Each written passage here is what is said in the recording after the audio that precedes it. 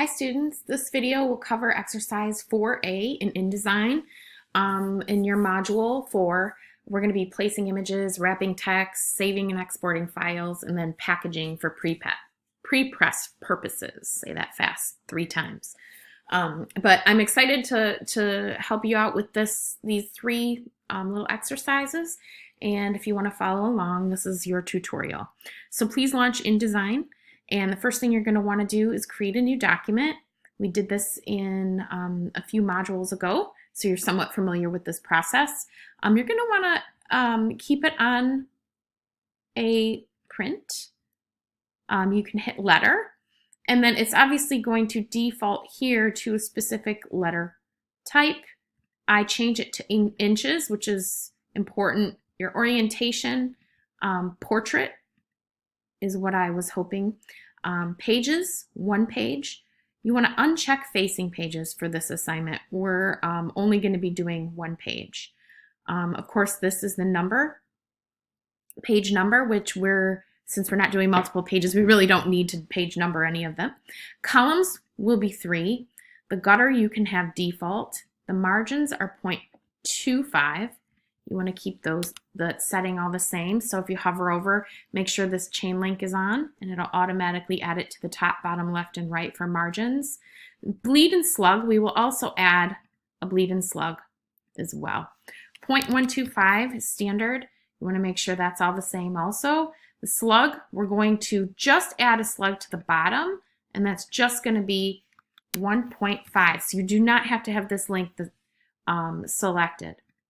Okay, and then you're going to go ahead and you're going to hit create. And as you can see, you've got a document page, 1 page. There's no other pages.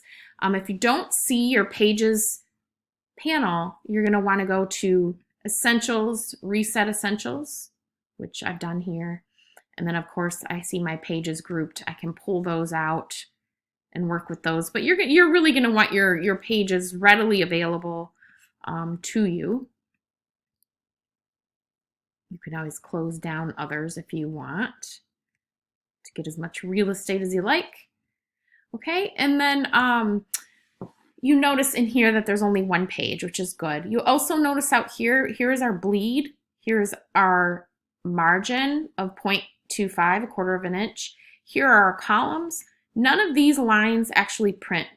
If you scroll down, we've got a bottom slug, an area that will print. The lines won't print necessarily, but your little area for notations to the printer is available down here. Okay? Oops, sorry about that. All right, so the next thing you're going to want to do is you're going to want to grab your type tool, and you're going to want to drag it, an invisible box around the first 2 columns in your page, and now you notice the cursor is blinking. I noticed that up here I've got a lot of icons and things to access, but I don't really have a control panel, and I don't like that. So quickly I'm going to go back up to my window, and I'm going to go to Control, Window Control. That automatically allows me quick access to the context-sensitive things within InDesign. And now that my text cursor is blinking, I know that I can quickly go up here and change it to a sans serif. You guys can use any font you want, except for make sure it's sans serif without serifs. So I'm going to do Myriad Pro, and of course I think this is defaulted to bold because I didn't change it, and now I changed it to regular. I'm going to keep it at 12 point. Standard is 11 point. 12 point is still a good size.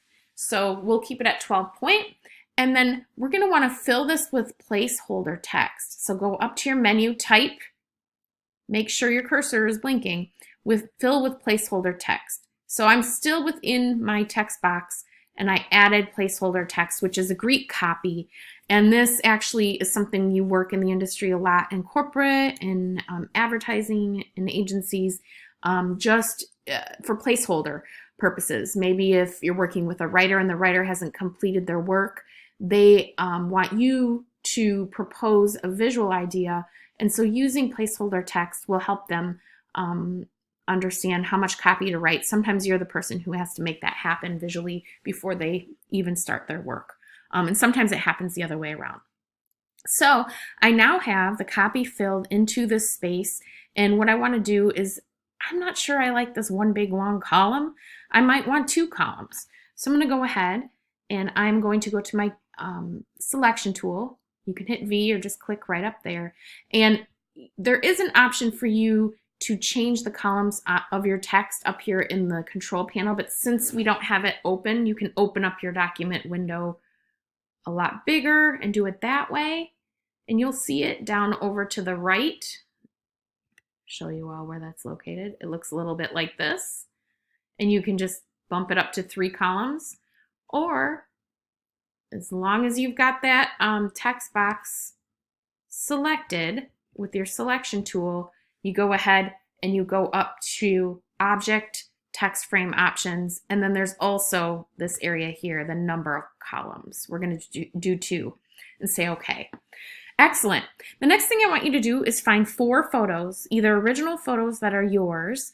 Maybe there's some you like to take photos of nature, or you can go out and take a few photos right now. Or go to pexels.com or unsplash.com and download some photos of something.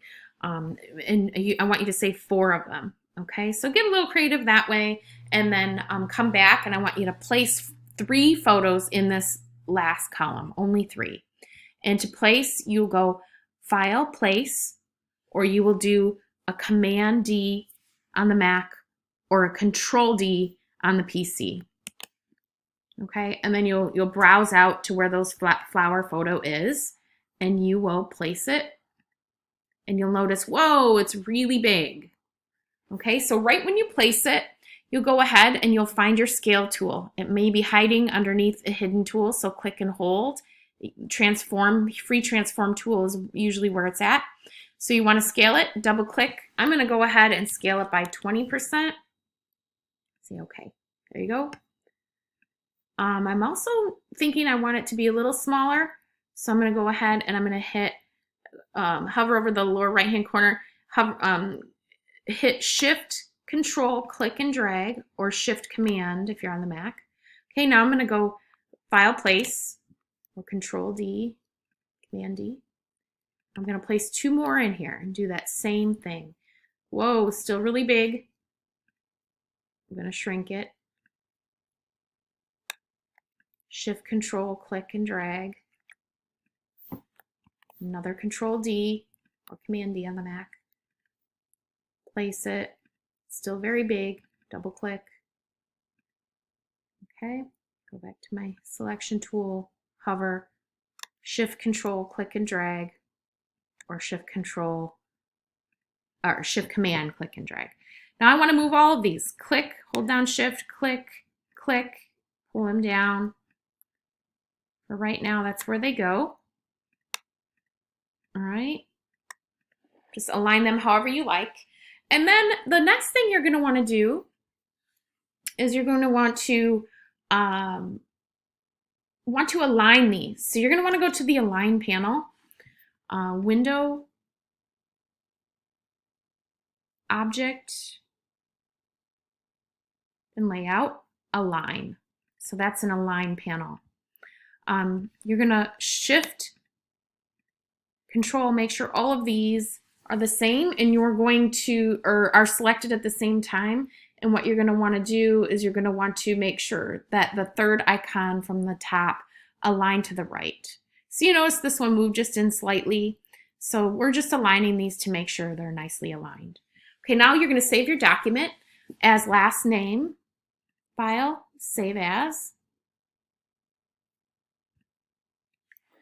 Your last name, underscore, and you're going to save it as Id4a for InDesign 4a. Let it default to InDesign. Save it somewhere that you'll remember. And I'll see you in the next exercise video.